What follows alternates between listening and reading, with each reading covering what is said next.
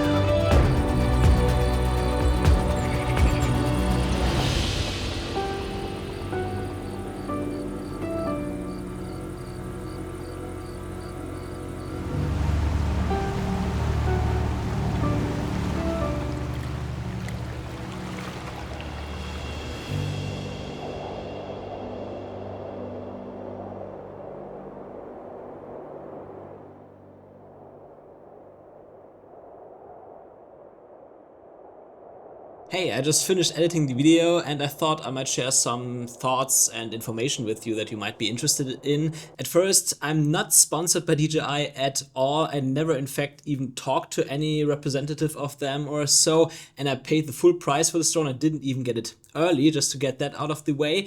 And regarding settings of the DJI Mavic 4 Pro, I used D-Log on all lenses and also the highest resolution available always, so 6K on the wide angle lens and 4K on the others. And in the deeper menu, I selected sharpness and noise reduction -2 because I want to see what the camera gives me without any of that applied, especially sharpness. I don't really like that. And noise reduction, I would say, like, I saw a bit of noise that should not necessarily be there in the tele lenses in some of the shots, and in most of them it was perfectly fine. Also depends a bit on the exposure.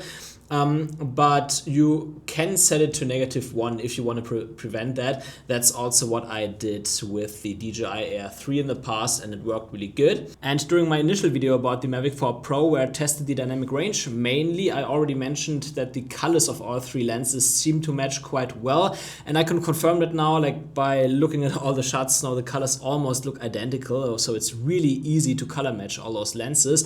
And that, plus having D-Log M available on all lenses, is actually a huge one if you use the tele lenses a lot, which I will recommend because the footage coming from the tele lenses looks so much better than before. That is, I would say, actually a good reason to get this drone alone if you shoot a lot on the tele lenses, which I would suggest you because the shots that you can get using especially a 6x lens are fantastic. And that leads me to the question if I can recommend the drone overall. I think it depends a little bit about where you're coming from and also what shots you get. I think if you're coming from a Mavic 3 and you mostly shoot wide angle, you don't use the tele lens as much, then there's no reason to upgrade, and maybe even the Mavic 3 Classic would be enough. I would say the same also for the DJI Air 3 and Air 3S. Like, I flew the DJI Air 3 before, and before that the Mavic 3 Pro, so I know both drones pretty well.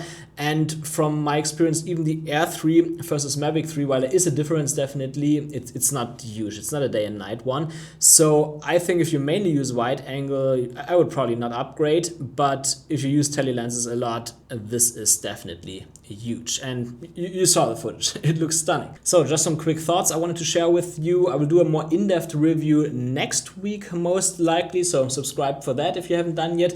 And also, if you haven't done yet, check out my dynamic range review of the Mavic 4 Pro, which I will link here.